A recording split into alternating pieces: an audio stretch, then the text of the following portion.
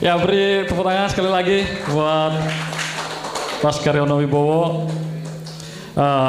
Tadi memang sebetulnya memang kalau Mas Karyono ini nggak bisa dibatasi waktu sebetulnya. Tapi itu tadi Mas, kita simpan dulu karena akan ada sesi tanya jawab yang mana semakin menarik ya, identifikasi masalah. Karena bagaimanapun juga, nah ini berhubung sudah ada aktornya juga, sukses Jakarta untuk Indonesia. Itu masih teringat. Bahkan 2013-14 itu waktu saya masih zaman BEM juga, itu terinspirasi dengan gerakan Indonesia Mengajarnya Pak Anies, turun tangan. Tadi juga sempat ngobrol sama Mas Heri. Bagaimana negara hadir, kalau bahasa Pak Anies ini kalau nggak salah, kita ini harus melunasi janji kemerdekaan. Nah, itu semangatnya memang sama dengan spirit dari kader-kader GMNI. Sebagai abdi rakyat sejati, yaitu tadi yang disampaikan oleh Mas Karyono, kita ini pejuang pemikir pejuang. Apa yang kita pikirkan, apa yang kita ucapkan itu adalah kita lakukan sebagai tindakan. Oke, langsung saja kepada Bapak Anies Baswedan, kita harapkan rekomendasi nanti bisa kita sampaikan kepada Gubernur Jakarta yang sekarang, yaitu Pak Pramono. Waktu dan tempat dipersilakan.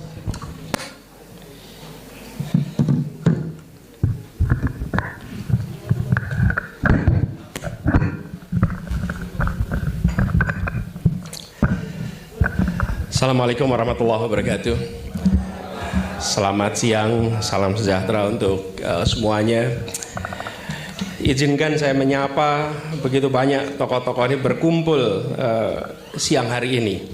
Jadi ketika kita ngobrol beberapa hari yang lalu, saya bilang insya Allah nanti saya datang karena saya ingin sekali ketemu dengan PA GMNI DKI Jakarta khususnya. Nah, pas ngumpul ternyata bonus. Bung Uki yang saya hormati, tepuk tangan buat Bung Uki.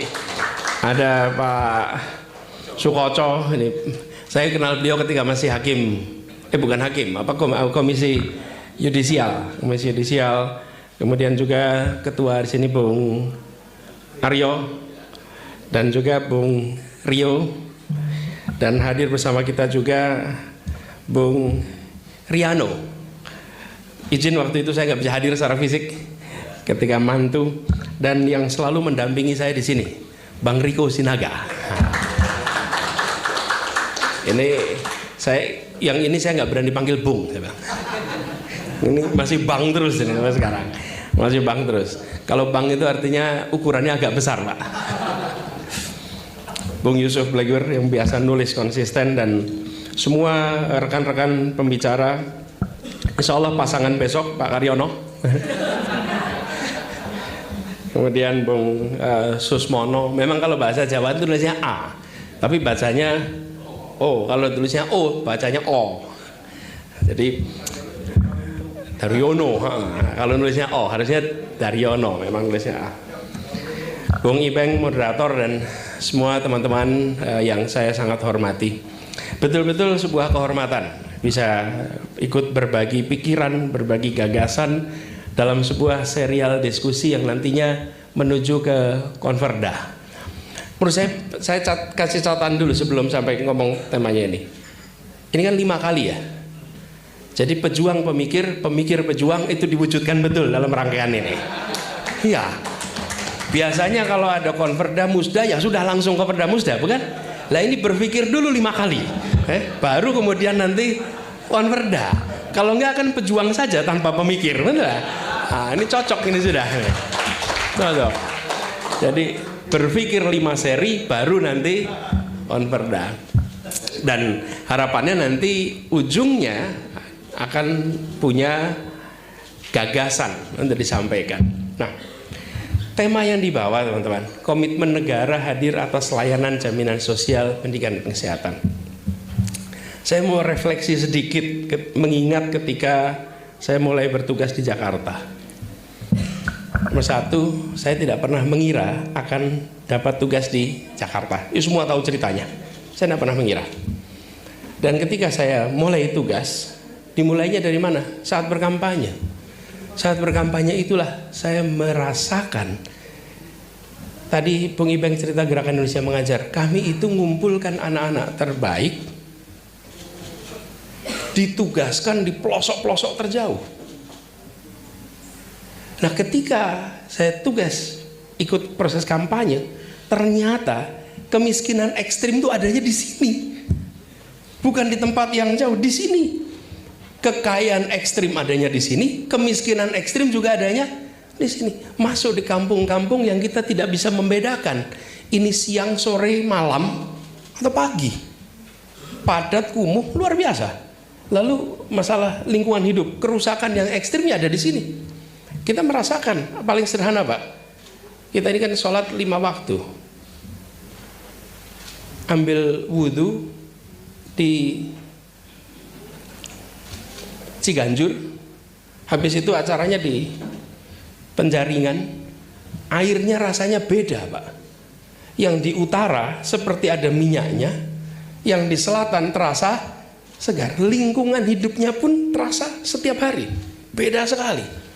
Nah, jadi ketika mulai masuk ke Jakarta, saya berangkat dengan pertanyaan yang ingin saya bahas di sini. Mengapa ini terjadi? Mengapa ini terjadi? Karena kalau kita tidak rasanya, kalau kita tidak menjawab pertanyaan dasarnya, nanti yang kita lakukan adalah mengobati gejalanya terus. Apa persoalan mendasarnya kok terjadi ketimpangan yang ekstrim seperti ini?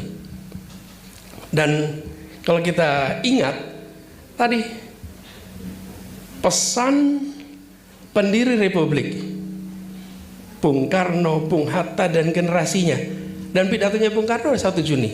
Ini negara yang dibangun ini untuk semua golongan. Ini ya, Mas Ugi, saya itu suka sekali dengan istilah yang digunakan Bung Karno ini. Kenapa? Bung Karno menyebut istilahnya itu golongan. Apa artinya? Bung Karno tidak membicarakan ukuran. Jadi kalau ada yang mengatakan negeri ini dibangun untuk melindungi minoritas, tidak. Negeri ini dibangun untuk melindungi mayoritas, tidak. Negeri ini dibangun untuk melindungi setiap anak bangsa yang dilahirkan di Republik ini. Karena golongan itu tidak mengatakan ukuran. Baru yang pada sekolah di Amerika ini pulang dengan gagasan ukuran, padahal golongan tidak mengatakan ukuran, disebutkan sebagai variasi semuanya. Nah, ketika sudah jadi, ikatan golongan itu terbangun dahsyat seperti satu persenyawaan hari ini. Dan senyawa itu adalah bahasa Indonesia, itu seperti persenyawaan. Tetapi perekonomiannya belum. Persaudaraan antar suku bangsanya terjadi, tetapi persaudaraan dalam perekonomiannya belum. Nah, pertanyaannya kemudian apa yang muncul? Jadi Bapak sekalian, teman-teman saya hormati, Bung dan Sarinah yang saya banggakan, kita menyaksikan perekonomian itu. Ini kalau boleh saya tarik sedikit supaya membicarakan ini kita pada akarnya. Kita bentuk perekonomian. Ada yang masuk dengan tenaga kerja, ada yang masuk dengan modal, ada yang masuk dengan tanah, ada yang masuk dengan teknologi, masuk dalam satu perekonomian. Di situ terjadi namanya distribusi hasil. Dari distribusi hasil itu ada yang mendapatkan peningkatan kesejahteraan berbeda-beda. Ada yang meningkat kesejahteraan banyak, ada yang kesejahteraannya sedikit di dalam perekonomian ini. Itu namanya distribusi. Karena ada ketimpangan dari distribusi ini, maka uang pajak itu diserahkan kepada negara, lalu negara diminta melakukan redistribusi. Ini distribusi yang kedua, dengan cara jaminan sosial, bantuan sosial, bantuan sekolah, bantuan kesehatan. Kenapa? Karena mereka tidak mendapatkan dari distribusi. Selama distribusinya ini tidak diselesaikan, maka kita akan terus-menerus fokusnya pada redistribusi. Kalau redistribusi terus artinya apa? Kita membiarkan yang besar terus makin besar, Yang ketinggalan makin ketinggalan. Selama jenengan bayar pajak, nanti negara yang ngurusin ini. Padahal negeri yang dibangun. Dan kalau kita baca catatan pikiran ekonomi Marhain soal ini, bicaranya tentang apa? Tentang bagaimana penguasaan alat produksi itu setara. Betul tidak Ustaz? Jadi yang harus kita bereskan nih ekonominya, supaya distribusi dalam ekonomi adil. Seminim mungkin harus melakukan redistribusi. Nah sekarang kita tidak ada yang mau menyentuh soal distribusi ini Bapak sekalian. Kenapa? Karena bicara berekonomi berkeadilan berarti mengatur ulang pelaku-pelaku ekonomi di sini. Berarti melakukan intervensi terhadap pasar supaya pasar berkeadilan. Kalau distribusi ini bisa dibereskan, maka beban redistribusi akan mengecil. Jadi pada waktu itu kami refleksi, apa problemnya? Lihat, sekarang saya masuk Jakarta nih. Perekonomian di Jakarta ada mikro, ada kecil, dan ada menengah dan besar.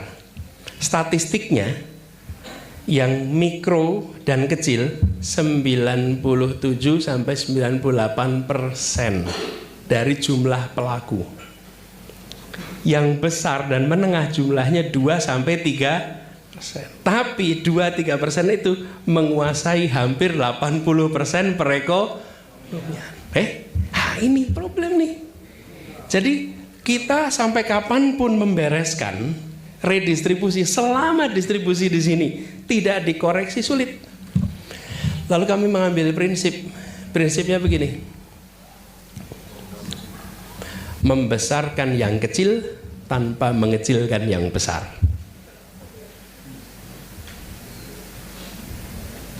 Membesarkan yang kecil tanpa mengecilkan yang besar. Kenapa? Yang besar memang harus terus besar karena dia punya daya gerak perekonomian. Tapi yang kecil apa ya dibiarkan kecil terus. Undang-Undang Dasar 1945 ketika mengatakan, tadi Bung Karyono mengutip, fakir miskin dan anak terlantar dipelihara, itu kan bukan maksudnya dihidup-hidup dijaga supaya tetap miskin, kan bukan kan? Kalau burung dipelihara begitu. Tapi iya kan, kalau orang memelihara. Tapi kalau fakir miskin tidak boleh dipelihara tetap fakir miskin, bukan? Negara membereskan ketika gagal dalam distri.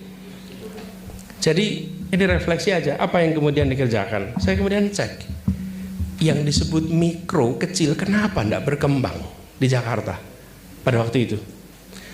Ternyata mereka tidak bisa melakukan penetrasi ke pasar yang amat besar. Warung pinggir jalan, ya pelanggannya warga di tetangga sekitar situ.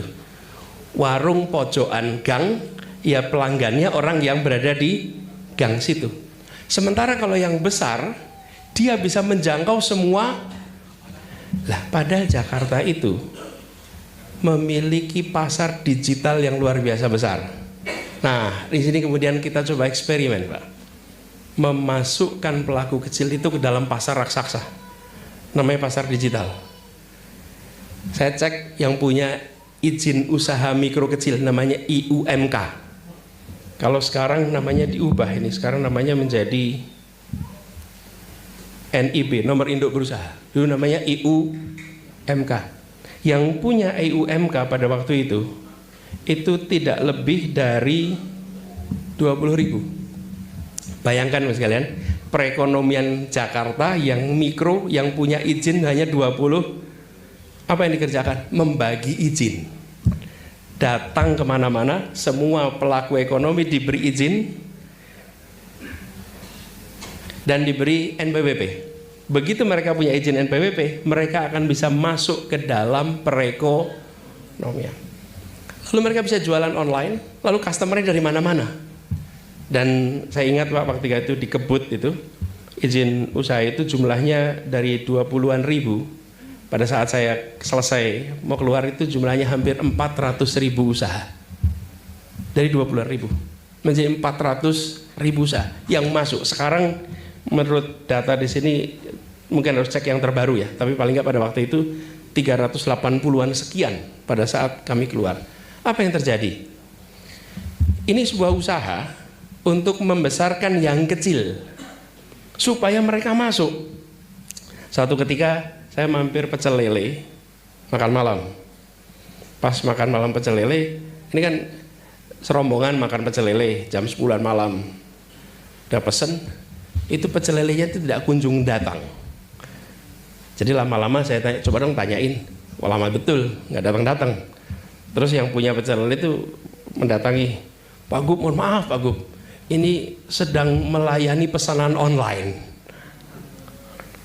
Di samping situ memang saya lihat banyak ojek online. Saya kira pangkalan, ternyata mereka menunggu order. Apa yang terjadi? Yang semula mereka hanya mengurusi sekitar situ, mendadak expanded. Jadi Bapak sekalian, ini contoh ilustrasi aja. Yang harus dikerjakan negara ini sesungguhnya adalah bagaimana yang kecil itu dimasukkan ke dalam pasar sehingga dalam perekonomian ini mereka mendapatkan porsi peningkatan kesejahteraan yang setara sebagaimana pelaku-pelaku ekonomi yang besar. Dengan begitu terjadi kemandirian. Kalau ada kemandirian, maka mereka bisa mengurus pendidikan, mereka bisa mengurus kesehatan, mereka bisa mengurus peningkatan harkat ekonomi mereka langsung. Tapi selama kita tidak membereskan distribusi di situ, maka kita akan terus menerus. Nah, Jakarta masuk kota global. Saya akhiri di sini. Jakarta masuk kota global. Indonesia masuk G20. Ini sekarang ada sidang G20 di Afrika Selatan. Di antara negara G20 itu, Indonesia, India, dan sedikit Cina yang masih memiliki persoalan ketimpangan kemiskinan yang ekstrim. Yang lainnya sudah masuk G20 secara komplit. Tapi kita belum. Jakarta sama. Jakarta sudah menjadi kota yang secara per kapita setara dengan kota-kota besar lainnya. Modernisasinya dengan Singapura, dengan Tokyo, dengan Bangkok itu kita bisa setara. Tetapi ketimpangan di sini ekstrim. Jadi kami melihat perlu serius kita membereskan soal distribusi sebelum kita memperbaiki lewat redistribusi. Karena sesungguhnya para pendiri republik ini berencana membuat sebuah negara, sebuah republik untuk semua, bukan untuk sebagian dan bukan untuk membiarkan sebagian tertinggal secara terus-menerus. Kita ubah itu sama-sama. Terima kasih. Kurang lebih mohon maaf. Assalamualaikum warahmatullahi wabarakatuh.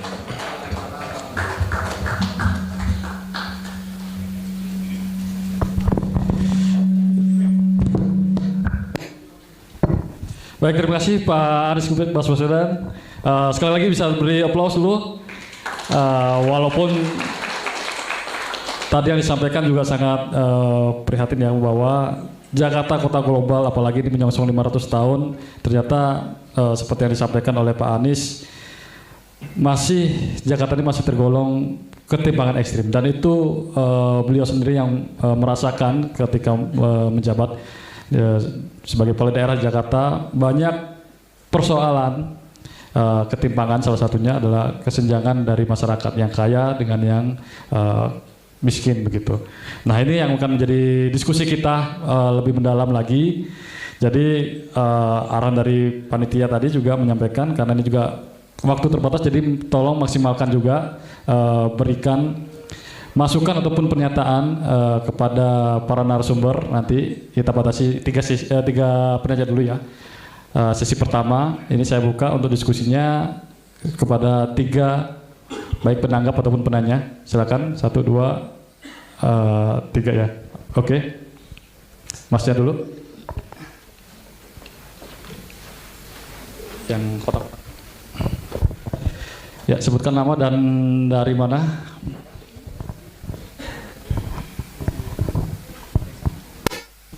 Tes. Baik, Assalamualaikum warahmatullahi wabarakatuh. Terima kasih atas kesempatan dalam bertanya. Tadi kan sudah dijelaskan oleh Pak Anies ya, kalau masyarakat itu Nama dulu, Mas. nama Ya. saya Dias Awalino, saya dari latar belakang saya jurusan pendidikan. Namanya siapa? Dias. Dias. Iya. Tadi kan dijelaskan juga ya sama Pak Anies bahwa masyarakat yang memiliki ekonomi yang kuat ini bisa mengakses jaminan sosial, pendidikan, dan kesetaraan. Nah, hasil riset yang saya sudah lakukan di beberapa daerah, Pak, se-Jabodetabek itu masih ada ketimpangan soal gaji guru yang dimana pemerintah itu menilai gaji guru ini dilihat dari segi jam kerjanya, bukan dari kontribusi besar guru tersebut terhadap pendidikan gitu. Kebanyakan guru ini ngajar sehari itu bisa 3 jam atau 4 jam. Jadi pemerintah menilai bahwa gaji guru itu dinilai dari sebuah jam. Nah, artinya bahwa seorang guru ini kan bisa dikaitkan dengan buruh pekerjaan. Nah, yang menjadi topik pertanyaan saya, bagaimana memastikan negara benar-benar hadir bukan hanya sebagai regulator tetapi sebagai penjamin kualitas hidup seorang guru, khususnya dalam kota metropolitan di Jakarta ini yang syarat ketimpangannya itu masih tinggi gitu. Terima kasih. Wassalamualaikum warahmatullahi wabarakatuh. Baik, terima kasih Mas Dias. Terkait akses ketimpangan pendidikan gitu ya, terutama untuk di kota metropolitan. Belakang tadi, berikutnya belakang dulu Pak. Yang kacamata. Ya, silakan perkenalkan nama dan. Baik, terima kasih moderator. Perkenalkan, nama saya Raja Akbar Maulana.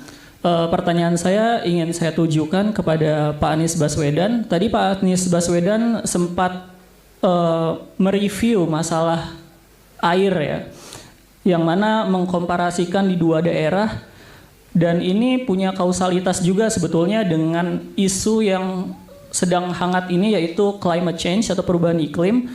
Nah, saya ingin minta pandangan Pak Anies, pandangan secara teknokratik itu bagaimana kemudian masalah air ini bisa diselesaikan agar tidak selalu mengobati gejalanya terus seperti yang sudah disebutkan sebelumnya. Soal climate change itu ya? Iya, soal climate change. Jadi pertanyaannya saya minta pandangan Pak Anies, pandangan teknokratiknya soal air yang Pak Anies sebut tadi dengan kaitannya dengan climate change sebagai seorang yang pernah menjabat sebagai kepala daerah yaitu gubernur. Sekian pertanyaan dari saya. Terima kasih. Air di Jabodetabek gitu? Air yang tadi Pak Anies sebutkan yang di 2 daerah. Oh, perbandingan kayak Cianjur bersih tapi di utara. Iya, betul. Kurang lebih. Terima kasih. Iya. Oh iya, maksudnya climate change itu bahwa permasalahan air ini juga berkausalitas dengan adanya perubahan iklim yang mana misalnya pantai di utara di Jakarta yang tercemar itu punya kausal. Ada dampak serius gitu ya? Iya, bahkan serius. mungkin makanya tadi agak ini ya, perubahan iklimnya itu maksudnya apakah di Cianjur itu karena datarannya yang masih ada pepohonan atau seperti apa? Iya, betul, termasuk di dalamnya seperti itu. Saya minta pandangan yang teknokratisnya seperti apa. Terima kasih. Oke. Baik, terakhir apa Bapak itu atau Bapak? Ya, silakan dulu. Boleh. Assalamualaikum warahmatullahi wabarakatuh. Bagaimana cara Nama Pak, mengatasi? izin perkenalan nama. Perkenalkanlah, saya ini adalah Ketua Umum RAN, Relawan Anies Nasional, tapi sudah mantan sekarang. Ya, Syekh Ayyub Al bin Said. Bagaimana mengatasi ketimpangan sosial yang selalu muncul dari tahun ke tahun.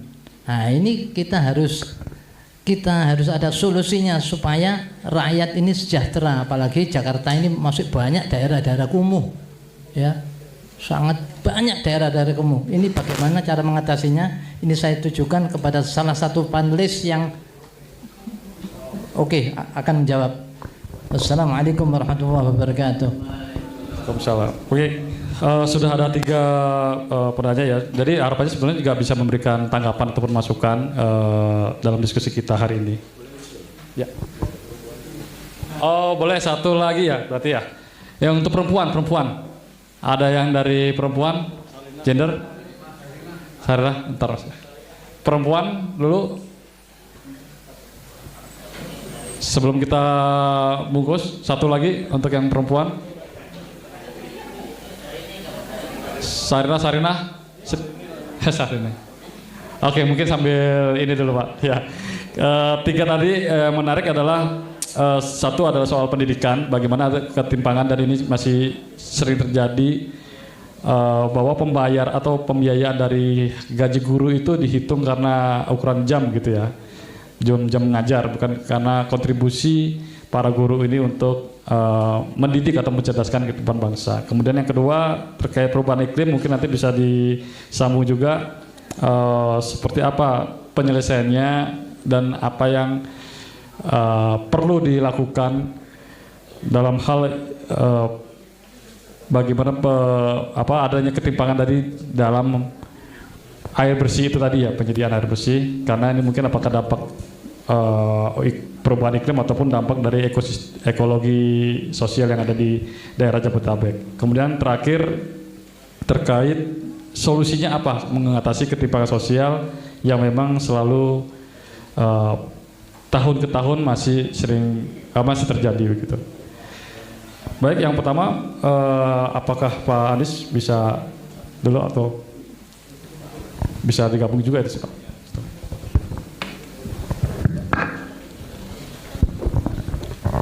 Ya, Bung Dias, soal cara menghitung kinerja pendidik, ada guru, ada dosen, kemudian bahkan ada peneliti, itu banyak metodenya. Dan memang yang paling gampang untuk mereka yang memberikan, apa itu negara, apa itu yayasan, ya pakai jam, paling gampang. Nah, tetapi di dalam jam itu biasanya ada kualifikasi. Nah di sini dibagi antara pendidik berpengalaman X tahun dengan Y tahun, biasanya beda hitungan jamnya. Nah ini kalau menurut saya Bung Dias, prinsip utamanya adalah kesejahteraan guru harus dijamin, gitu ya, nomor 1. Cara menghitungnya gunakan rumus yang sudah biasa dipakai di banyak tempat, sehingga cara menghitungnya bisa menimbulkan rasa keadilan. Tapi prinsip utamanya saya setuju bahwa pendidik itu harus mendapatkan kesejahteraan yang baik supaya mereka bisa konsentrasi mendidik anak-anak kita. Kalau mereka tidak dapat kesejahteraan yang cukup, ya otomatis mereka harus memikirkan kehidupan ekonomi keluarga terbagi dengan memikirkan kondisi murid-murid yang harus mereka didik.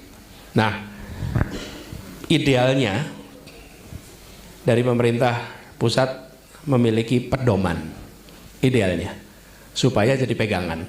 Hari ini semua bikin dari daerah. Nah, Jakarta kebetulan karena kekuatan fiskalnya ada, maka gurunya dapat gaji yang baik. Kalau lihat di Jakarta, gaji guru sudah cukup baik. Nah, tapi di luar itu bermasalah. Saya jawab yang Bung Raja Akbar tadi soal climate change. Climate change ini telah telah berubah menjadi climate disaster. Jadi sekarang bahkan terminologinya sudah tidak lagi menggunakan terminologi climate change, tapi sudah climate disaster, malapetaka iklim. Nah, karena ini malapetaka iklim, apa konsekuensinya? Ini kaitan dengan air. Suhu udara di musim dingin tidak selalu dingin. Suhu udara di musim panas tidak selalu panas. Di musim dingin tidak selalu ada salju. Di musim panas kadang-kadang ada salju. Tempat yang gurun Sahara pun bisa turun hujan sampai banjir. Bahkan ada hujan es. Jadi climate disaster ini membuat climate tidak lagi bisa diprediksi. Nah, konteksnya apa dengan kita di Jakarta? Air ini air dalam artian sebagai konteksnya climate change ya, pertanyaan Anda. Jakarta ini punya 3 front yang berhadapan dengan air. 1, di tepi pantai. Climate change telah membuat permukaan air laut di seluruh dunia mengalami peningkatan. Dan di Jakarta ada kampung-kampung yang posisinya rendah, bahkan lebih rendah daripada permukaan. Kalau teman-teman datang ke utara, nanti akan ketemu ujung muara sungai kita, sebagian itu di bawah permukaan air laut.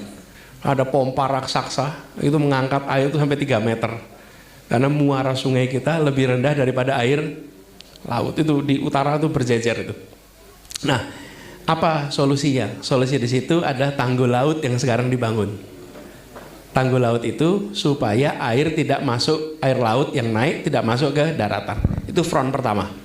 Front kedua, pegunungan di selatan Jakarta. Pegunungan selatan Jakarta itu mengalami curah hujan yang tidak bisa diprediksi lagi. Kapasitas air masuk ke Jakarta di 13 sungai ini adalah 2.300 meter kubik per detik. Itu adalah kapasitas sungai-sungai kita 13 itu. 2.300 meter kubik per detik. Ciliwung saja itu 600 meter kubik per detik. Nah, ketika di sana terjadi hujan yang ekstrim, itu bisa sampai air yang masuk ke sini volumenya mencapai 3.300 meter kubik per detik. Jadi kalau seperti itu mau dilebarkan sebesar apapun, air tetap akan luber. Kenapa? Karena di sana terjadi curah hujan yang tidak bisa diprediksi. 1 Januari 2020 Jakarta mengalami curah hujan yang tinggi, di sana tinggi. Apa kapasitas sistem drainase kita di jalan-jalan protokol itu 50 sampai 100 mm hujan per 24 jam. 50 sampai 100 mm hujan per 24 jam per hari.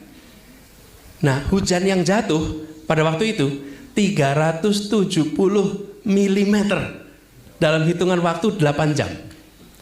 Itu seperti air begini ditumplek gitu. Yang biasanya dituangnya pelan-pelan, itu kayak baskom dipindahkan. Blak, jatuh. Kapasitas drainase tidak cukup. Jadi 2 front ini, 1 front laut, 2 front pegunungan, 3 front yang di tengah kota kita. Apa yang kemudian dilakukan? Yang di Tanggul Laut adalah di tepi pantai Tanggul Laut. Kalau yang di utara, di selatan, maka yang harus dipikirkan adalah menampung air-air itu sebelum masuk kota Jakarta. Air itu ditahan dengan membuat waduk-waduk di sana supaya limpahan air yang besar itu ditampung lalu baru masuk kota. Tapi kalau di sini dilebarkan terus, nggak cukup melebarkannya. Ilustrasi ya, jalan tol Cikampek itu lane-nya berapa sekarang Cikampek itu? Ke arah timur 4 jalur. Kalau lebaran macet nggak? Macet sekali. Kalau kemudian kita berpikirnya dilebarkan, kelihatannya tolnya dibikin 12 lane aja ya gitu. Supaya tidak macet. Itu sama seperti kita mikir sungainya kita lebarin aja. Enggak, dikendalikan yang masuk tol itu, ganjil genap, betul nggak teman-teman? Jadi tidak bisa kita mau melebarkan terus, ada batasnya yang bisa kita lebarkan. Dikendalikan sebelum masuk ke tol, sederhana sekali. Kendalinya dengan membuatkan waduk, itu yang di sana. Yang ketiga yang berada di sini. Yang berada di sini, 1 sistem drainase yang dibesarkan, yang kedua wilayah-wilayah yang di situ tanahnya bisa menyerap, dibuatkan sumur resapan. Di tempat yang tidak menyerap harus disiapkan pompa-pompa untuk membawa air itu segera karena di Jakarta ini banyak rawa. Rawa itu nggak nyerap air. Rawanya apa? Rawa mangun, rawa bebek, rawa buaya. Itu rawa semua itu dulu itu. Namanya aja rawa. Betul nggak? Nanti pulau Gadung, pulau apa?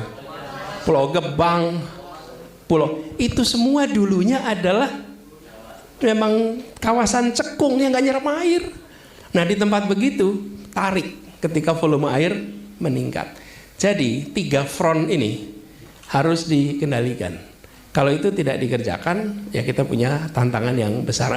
Sekarang sudah dikerjakan, teman perlu dituntaskan. Itu ya 2 pertanyaan. Makasih. Baik, terima kasih.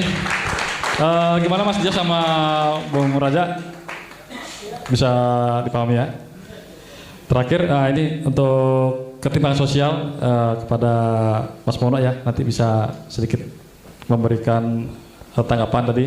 Itu solusinya gimana tuh kurang lebih dalam hal mengatasi ketimpangan sosial ini yang masih terjadi bahkan di pemerintahan Pak Prabowo Gibran ini misalnya, apa yang sudah akan disiapkan oleh pemerintah?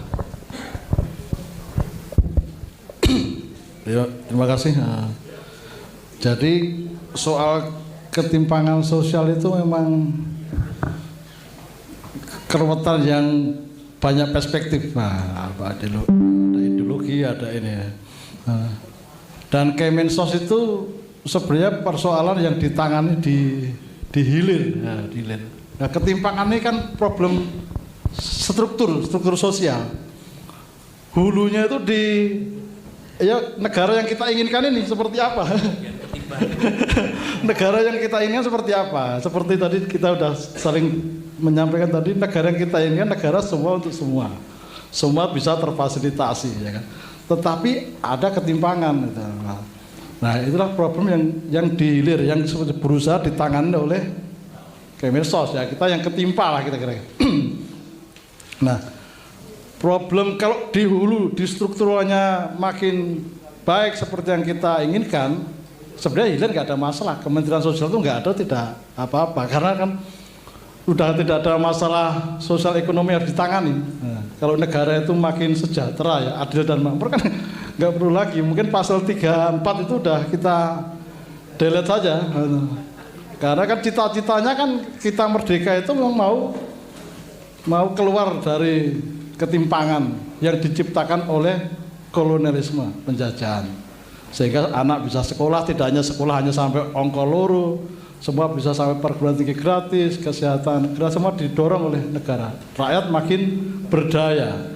Nah, untuk ini setidak-tidaknya sekarang pemerintahan sekarang berusaha merangkak, memperbaiki yang hilir ini supaya menjadi makin berdaya, yang dihilir makin berdaya. Yaitu melalui data yang pertama-tama. Data ini harus diawasi, teman-teman juga berpartisipasi, bisa lewat aplikasi cek bansos, bisa mendatangi langsung dinas-dinas sosial, kelurahan untuk memperbaiki data, yang datanya sudah tunggal ya. Nah, terus secara ekonomi berusaha didistribusikan atau apa nih? Saya ahli ekonomi kan, Bung Anies ini kuliah di Fakultas Ekonomi, saya kan filsafat. Diperlebar sampai ke desa-desa, misalnya lewat sekolah rakyat itu salah satunya. Sekolah rakyat itu kan dibangun di setiap kota kabupaten dengan materi anak-anak atau keluarga miskin ekstrim yang akan dibantu, dan sekolah rakyat itu masing-masing setidaknya akan menghasilkan atau mengeluarkan dana dari pemerintah pusat itu 200 miliar satu sekolah rakyat. Artinya uang itu kan mengalir di desa sehingga bisa menghidupkan ekonomi di desa juga.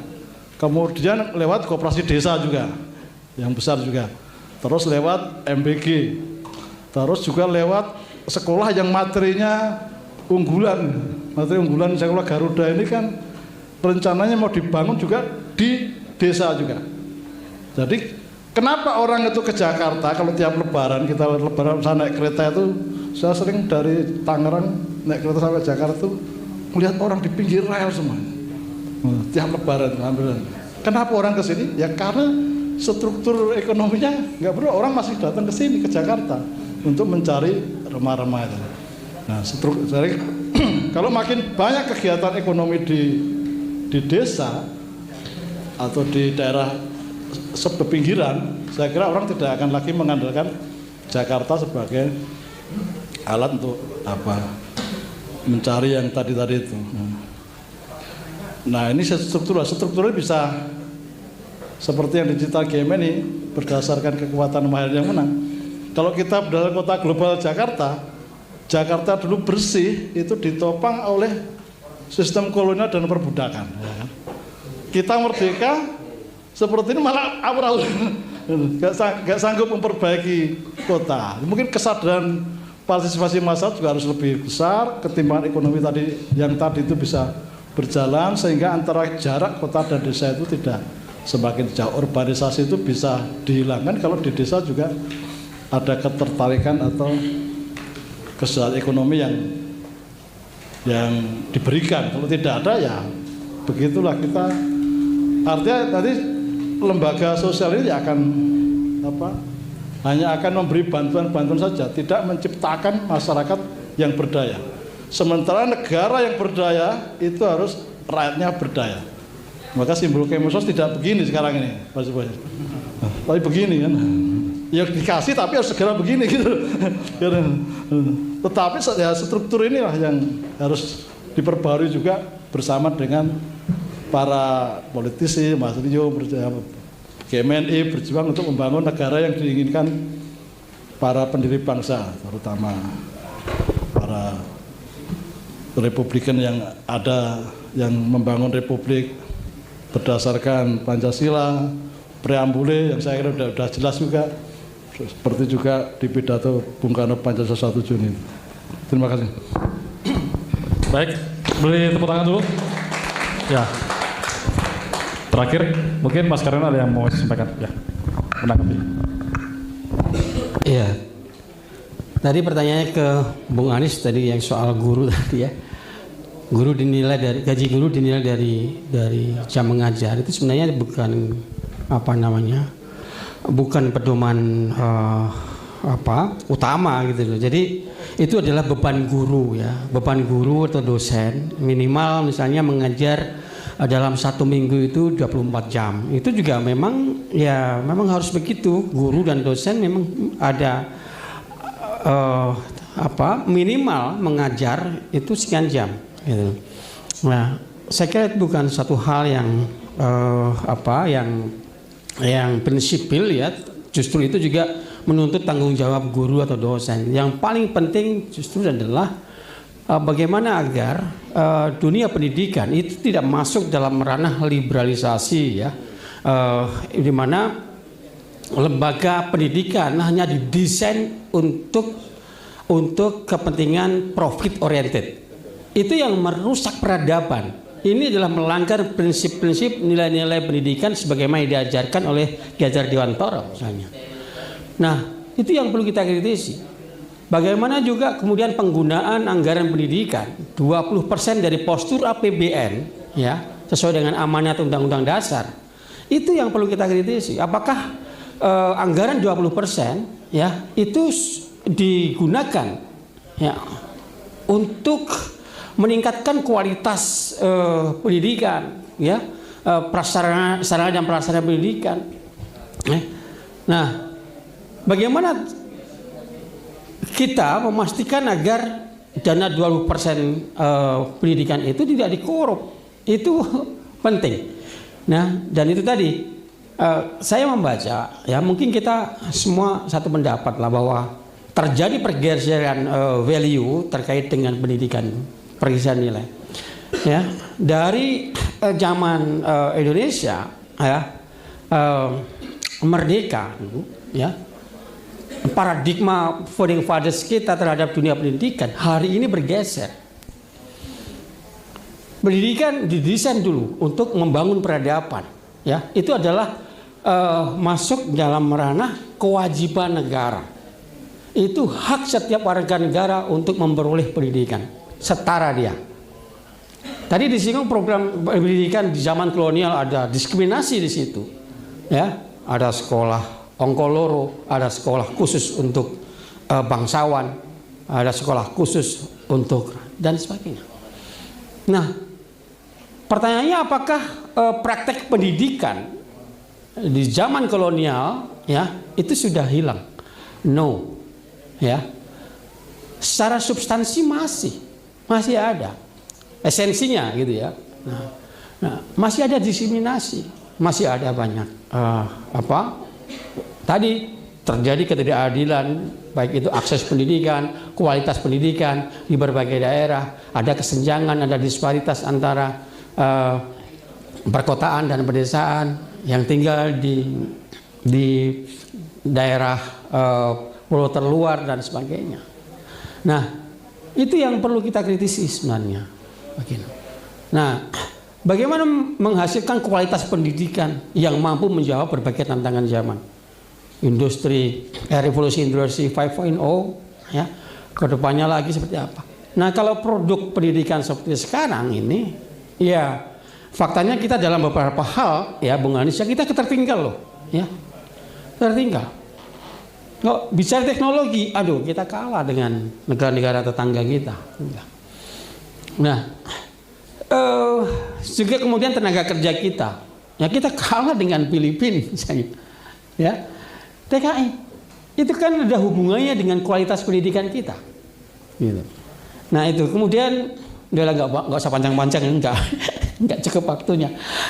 Kemudian bagaimana mengatasi kesenjangan sosial? Ya ini tentu banyak variabel ya atau instrumen yang bisa digunakan untuk bagaimana mengatasi kesenjangan sosial. Tapi prinsip dasarnya adalah bagaimana negara hadir ya untuk memastikan keadilan bersama, keadilan untuk semua, ya sehingga Gini rasio itu bisa ditekan. Hari ini dalam beberapa periode ya, itu Gini rasio kita itu kan untuk salah satu indikator ekonomi untuk mengukur kesenjangan, ya masih jauh antara yang kaya dan yang miskin itu masih jauh, ya berkisar 0,39 gitu ya, 0,4 gitu, hanya di situ kesenjangannya masih belum menurun secara signifikan, masih sekitar itu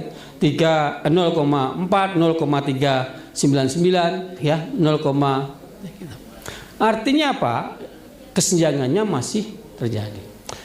Nah, karena distribusi keadilan tidak akan terjadi kalau desain kebijakan ekonominya tidak didesain sebagaimana amanat Undang-Undang Dasar 45. Bagaimana amanat pembukaan. Nah, kebijakannya tidak on the right track dengan konstitusi. Nah, bagaimana kita memastikan agar seluruh kebijakan, ya, regulasi dan kebijakan itu on the right track dengan konstitusi, dengan pembukaan UUD 45, dengan komitmen para pendiri bangsa kita termasuk kakeknya Bung Anies Baswedan. Paradigma para pendiri bangsa dulu mengalami pergeseran sekarang. Terjadi liberalisasi di berbagai bidang termasuk di bidang pendidikan. Gitu. Nah, jadi memang betul bahwa ya makanya yang paling penting itu adalah bagaimana memastikan rakyat ya itu sejahtera bersama, ada kesetaraan di situ. Nah, kemudian bagaimana menghidupkan nilai-nilai prinsip berdikari, bagaimana gagasan Bung Karno itu penting. Berdikari di bidang ekonomi itu fondasi untuk mengurangi kesenjangan, untuk menciptakan keadilan.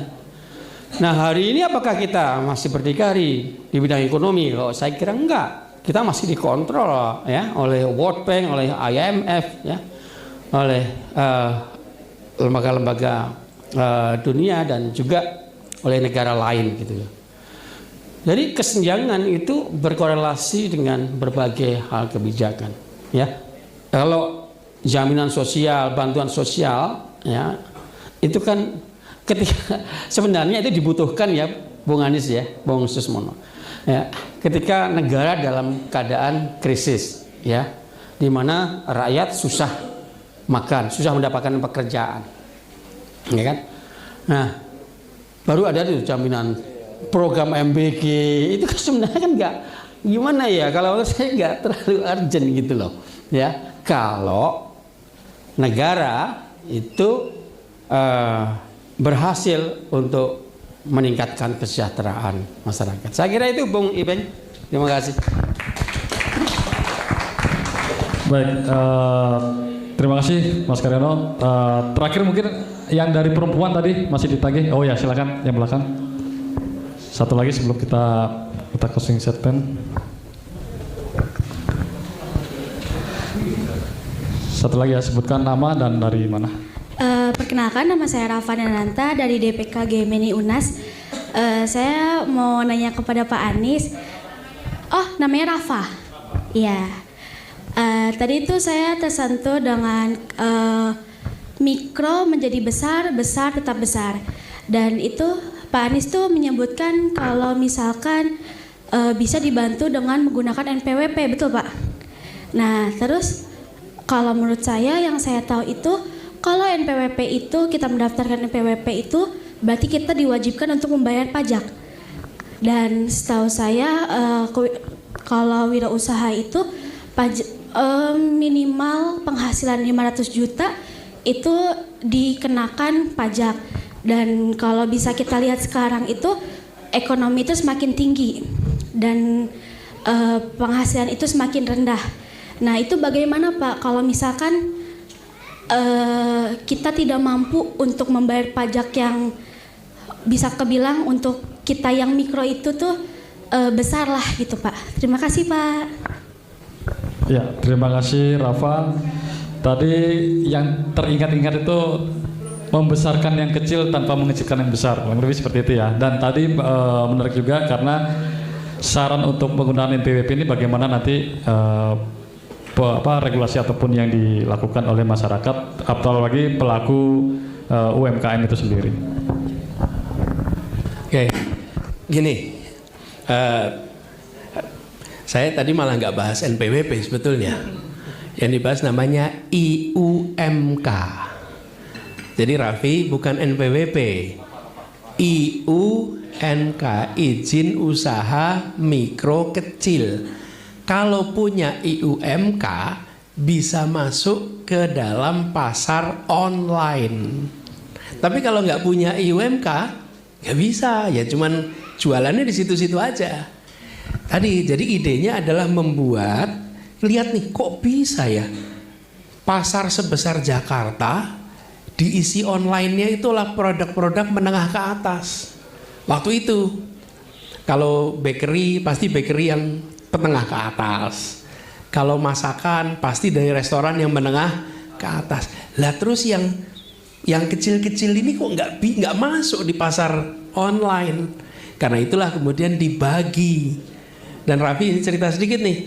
Pada saat petugas-petugas kita membagi, banyak yang ketika didatangi petugas itu seperti mau berantem. Kenapa? Karena mereka terbiasa didatangi petugas itu digusur. Jadi ketika mereka kumpul, petugas datang itu siap-siap. Wah ini mau digusur nih. Bukan Pak, bukan digusur. Jenengan mau dikasih. Kami nggak perlu dikasih, gratis. Didatangi dibagi. Didatangi dibagi. Dan ketika datangi bagi itu kaget mereka. Loh padahal tempat ini saya di tepi jalan, nggak apa-apa. Kita ini kalau sama yang kecil hitung-hitungan, pelit betul. Tapi sama yang besar kita diamkan mereka melanggar begitu saja. Betul nggak teman-teman? Ini yang kemudian berubah. Begitu dikasih UMK.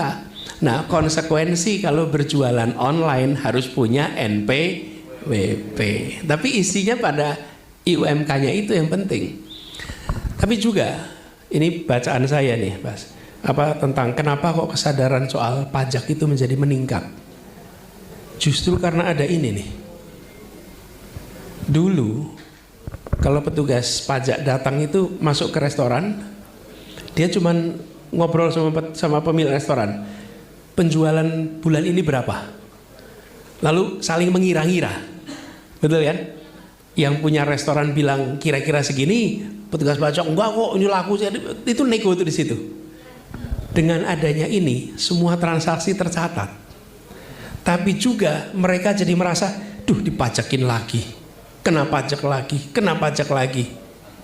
Konsekuensinya apa? Mereka kemudian mengatakan, kami menuntut pemerintah yang uang pajaknya dipakai dengan benar. Kami menuntut pemerintah yang uang pajaknya dipakai dengan transparan. Kami menuntut pemerintah yang uang pajaknya dipakai untuk kepentingan rakyat. Nggak mau nerima begitu saja kalau uang pajak dipakai untuk urusan-urusan yang tidak penting, betul nggak? Jadi di satu sisi ada public education, mendadak ada kesadaran saya bayar pajak terus nih, karena di angka ini kelihatan kepotong-potong terus.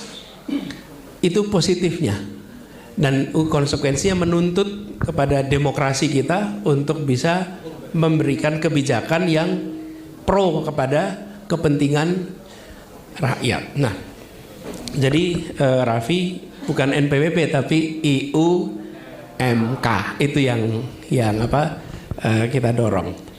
Mungkin itu ya catatannya, tambahan. Terima kasih. Beri tepuk tangan.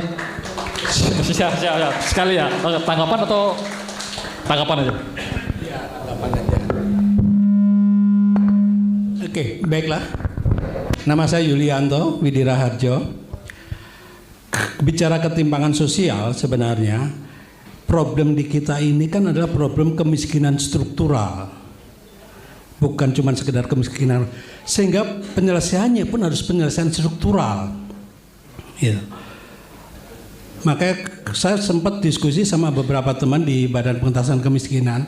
Harusnya Badan Pengentasan Kemiskinan tidak perlu memikirkan rakyat dapat kerjaannya dari mana, tapi pikirkan bagaimana rakyat mendapatkan penghasilan, negara memberikan penghasilan, sehingga struktural, hambatan-hambatan struktural bagi rakyat itu memperoleh penghasilan, itu yang harus dihilangkan. Gitu.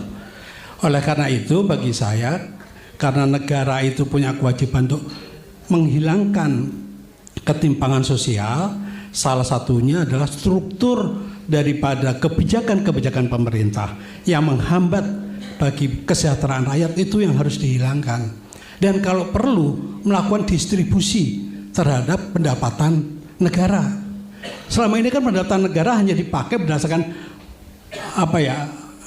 nomenklatur yang sudah ditetapkan ketika APBN diketok. Harusnya mulai dipikirkan juga bagaimana distribusi pendapatan negara baik melalui pajak atau melalui pendapatan non pajak lainnya itu bisa diberikan langsung kepada rakyat. Sehingga apa? Struktur itu yang harus dihilangkan. Gitu. Saya rasa itu aja. Bagaimana mungkin tanggapan dari Badan, dari Mas Susmono itu perlu itu. Bagaimana kita menghilangkan hambatan-hambatan struktural sehingga kemiskinan struktural itu harus ada pendekatan yang berbeda.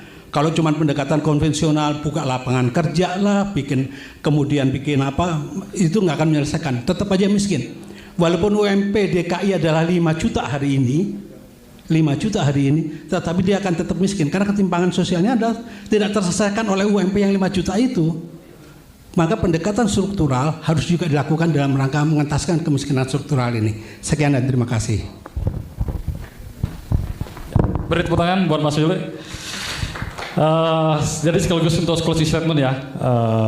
Tadi disampaikan bahwa ini butuh juga yang namanya bagaimana struktural itu juga bisa menyelesaikan dari ketimpangan struktural ini tadi. Karena bagaimanapun juga komitmen negara hadir yang seperti dengan tema kita ini itu benar-benar terimplementasikan dengan baik dan bisa menjadi suatu kebijakan yang benar-benar inklusif gitu ya Mas ya. Dan tata kelola negara ini bisa menghasilkan. Jadi sekaligus closing statement karena juga waktu, silakan Mas Mono bisa memberikan sekaligus closing statement. Saya setuju, kemiskinan itu problem struktural yang paling pokok. Nah, kalau strukturnya masih kapitalisme, tidak mungkin kita mengharapkan ketimpangan sosial berubah. Tetapi kita berusaha mengatasi, sebenarnya tidak mengatasi juga. Kalau kita mengatasi, kita justru memberikan atau memperlama kapitalisme itu bertahan. Ya kan? Kita berusaha merombak struktur ini menjadi lebih adil atau lebih berkeadilan sosial seperti dasar yang dicita-citakan oleh negara Pancasila berdasarkan preambul 45 itu, mencerdaskan kehidupan bangsa, memajukan kesejahteraan umum. Nah, ini yang sebenarnya menjadi cita-cita bangsa. Justru karena itulah kita juga berusaha memperbaiki cara kerja bantuan sosial. Jadi bantuan sosial ini tidak mutlak. Tidak mutlak. Kita justru harus menciptakan bagaimana bantuan sosial ini menjadi cara untuk memberdayakan masyarakat.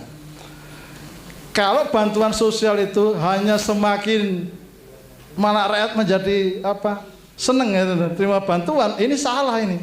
Ini justru kita mempertahankan struktur yang ketimpangan ini. Struktur kapitalisme justru ingin rakyat itu terima aja. Mereka yang membangun aja, menginvestasi, bangun itu rakyat terima aja, terima apa namanya CSR, terima ini. Enggak begitu. Nah Kemensos sekarang berusaha setiap rupiahnya, setiap bantuan sosial itu harus bisa memberdayakan masyarakat, harus bisa keluar dari barisan yang menerima bantuan ini.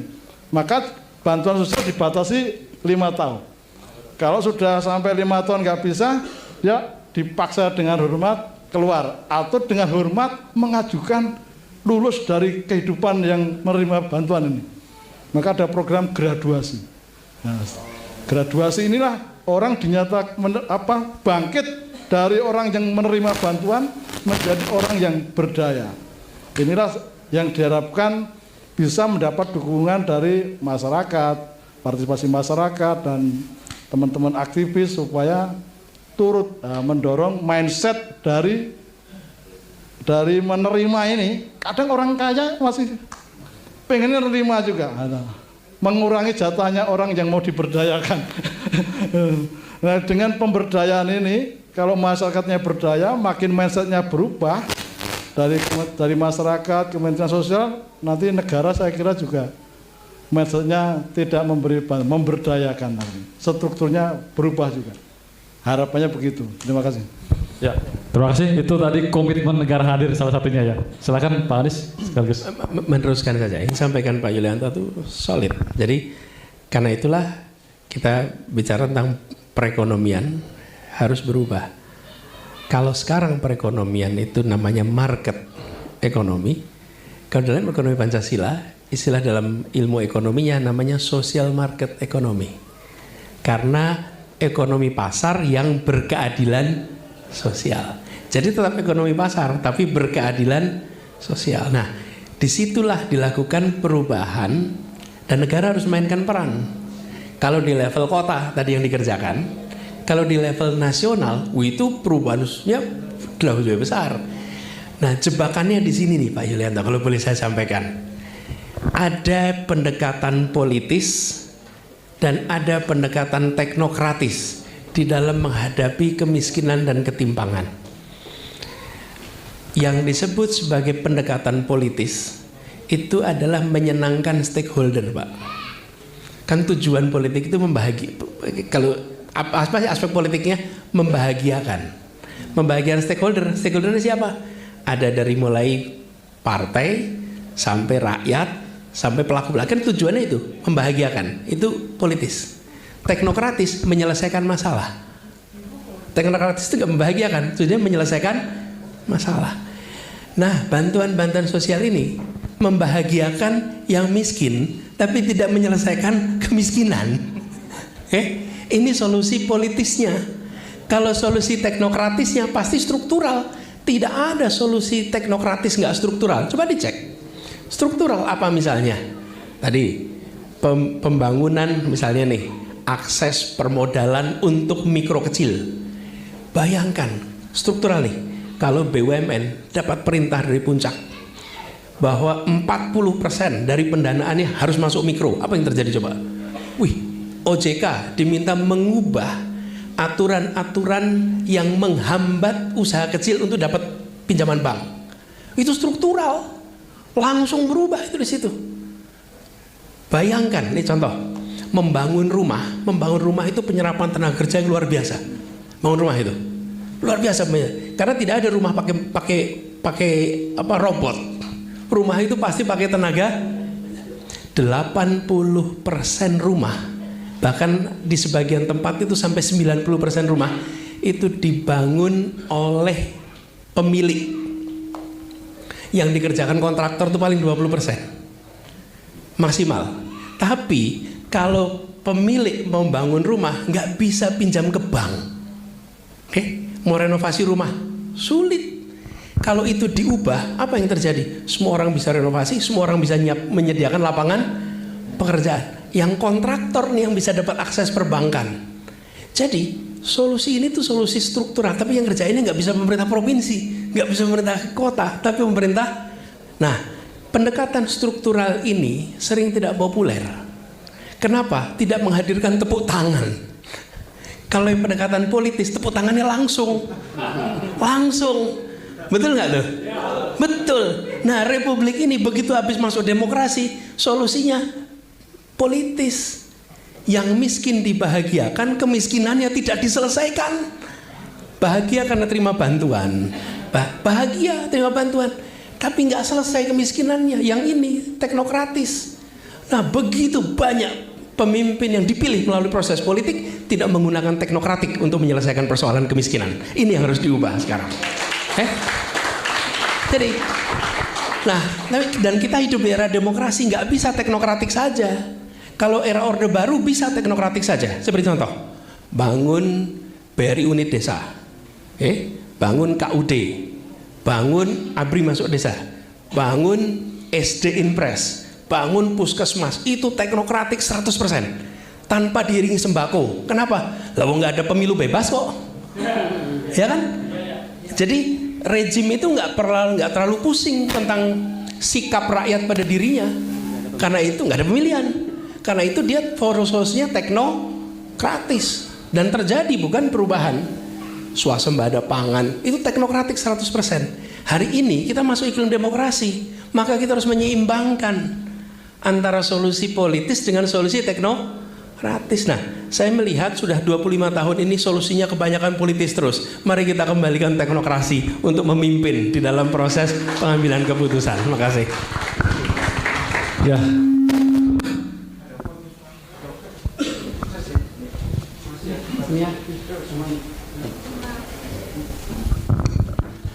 Baik, menarik pertanyaannya Mas Yulianto tadi, Bung Yulianto, terkait dengan bagaimana ekonomi dibangun, ya, hanya sekedar mengandalkan teknokratik. Tapi saya setuju dengan Pak Anies tadi.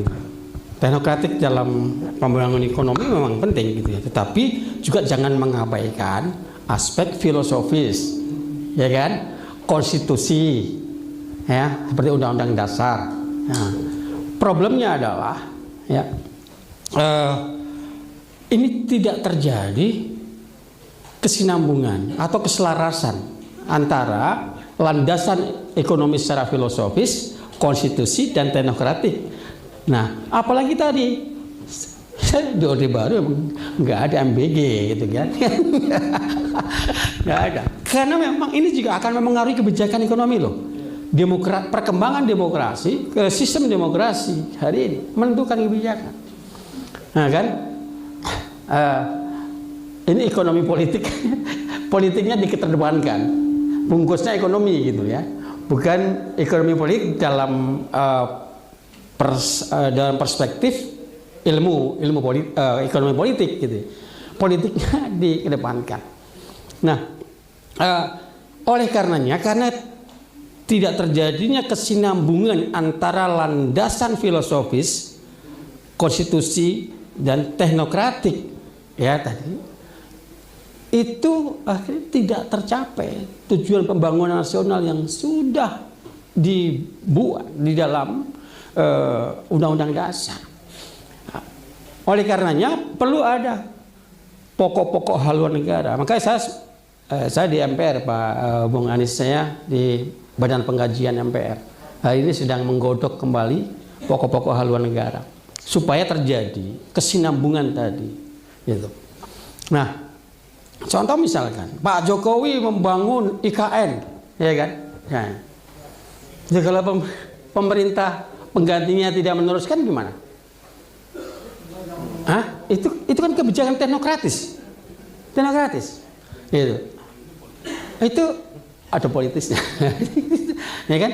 Nah, oleh karenanya diperlukan sekarang pokok-pokok haluan negara, ya, itu sebagai pedoman. Jadi siapapun pemimpinnya, siapapun presidennya, ya, itu dia harus on the right track di dalam melaksanakan kebijakan pembangunan, harus sesuai dengan pokok-pokok haluan negara. Problemnya adalah presiden itu takut sekarang, ya, ketika kita dorong nih. Dulu Pak Jokowi itu sudah, ya bagus, ini bagus, ya, rapat di lembaga negara, ya, pimpinan lembaga negara kumpul nih, ya. Oke, setuju. Harus ada pokok-pokok haluan negara apa atau nama lain yang disepakati, gitu kan? Oke. Loh, tiba-tiba muncul, ya kan? 3 periode. Ya. Wah, ini menghilangkan ya agenda strategis bangsa, gitu. Nah, ya mudah-mudahan ini Pak Prabowo konsisten ya, sehingga pokok-pokok haluan negara nanti bisa dibuat dan disahkan dan menjadi pedoman bagi arah pembangunan kita. Ya, kalau pembangunan teknokratis politis, nah digabung aja ya, teknokratis politis gitu, itu sampai jambul wanen ya, itu tidak akan tercapai cita-cita pembangunan. Jambul wanen itu apa ya? Wanen itu rambut putih memutih. Ini saya kutip di pidato Bung Karno ada di kalimat jambul wanen itu. Nah, tadi kemudian soal tadi Bung Willianto soal tadi meskipun gajinya tinggi, UMR-nya tinggi di DKI Jakarta, tapi itu bukan menyelesaikan persoalan. Kesenjangan masih ada, kemiskinan masih ada. Nah, saya tadi ingat bukunya Deng Xiaoping. Pemimpin Tiongkok itu menerjemahkan kesejahteraan itu ternyata sederhana. Itu ajaran nenek moyang kita sebenarnya. Saya kaget juga, ini jangan-jangan ini Deng Xiaoping ini pernah berguru di Indonesia gitu. Dia menerjemahkan kesejahteraan itu diukur dari lebihan. Bagaimana negara memastikan agar masyarakat rakyatnya itu lebihannya meningkat itu. Maka berbagai kebijakan instrumen termasuk pengendalian inflasi di Tiongkok itu menjadi hal yang utama. Kenapa? Kalau gajinya tidak tinggi, kalau inflasinya tinggi, lebihannya berkurang. Nah, itulah pemaknaan kesejahteraan menurut Deng Xiaoping. Terima kasih, mudah-mudahan kita bisa belajar dari pemikiran para pendiri bangsa dan juga pemikiran Deng Xiaoping ya untuk mensejarahkan rakyat Indonesia. Terima kasih. Billahi taufiq wal hidayah. Wassalamualaikum warahmatullahi wabarakatuh. Baik, terima kasih pada ketiga para narasumber, bisa diberikan aplaus dulu. Sekali lagi ada Pak Aziz Susmana, Pak Anies Baswedan dan Pak Karyono Wibowo karena juga sudah waktu. Jadi saya sedikit menyimpulkan bahwa kompleksitas Jakarta sebagai kota global ini masih memiliki persoalan serius, terutama salah satunya adalah ketimpangan ekstrim. Maka perlu kepastian aksesibilitas dan juga keberlanjutan terhadap pelayanan publik yang lebih solutif dan partisipatif. Untuk itu, ke depan DPD Persatuan Alumni GMI Jakarta karena masih menyisakan satu diskusi publik sebagai gong nanti, kita akan tetap mengawal rekomendasi-rekomendasi yang bisa disampaikan kepada pemangku kepentingan. Dan sekali lagi ini terima kasih pada para narasumber. Mohon maaf selama kegiatan diskusi ini masih ada kekurangan karena keterbatasan waktu juga, maka diskusi ini bisa kita akhiri dan nanti bisa kita selesaikan dengan pertemuan-pertemuan ataupun politik perjumpaan kita berikutnya. Sekian dari saya selaku moderator mengakhiri kegiatan ini. Saya tutup. Wassalamualaikum warahmatullahi wabarakatuh. Om Sati Om, terima kasih. Salam Rahayu. Ya. Merdeka! Alumni GMI Jaya. Marhain. Menang. Oke, saya kembalikan kepada Po Indah selaku MC. Terima kasih Bung Ibeng, sebuah diskusi yang sangat luar biasa sekali. Ini kayaknya kalau nggak terbatas waktu kita bisa sampai subuh ya Bung Ibeng. Kayaknya banyak wajah-wajahnya masih penasaran, masih pengen berdiskusi. Iya, semoga nanti lain waktu kita bisa berdiskusi lagi dengan. Oke, ini ada sedikit kenang-kenangan dari DPD PA GMI yang akan nanti penyerahan plakat oleh Mas Ugi kepada Pak Anies di tengah aja Pak nanti ya, silahkan berdiri Pak di tengah sini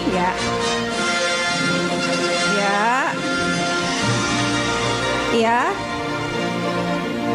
oke.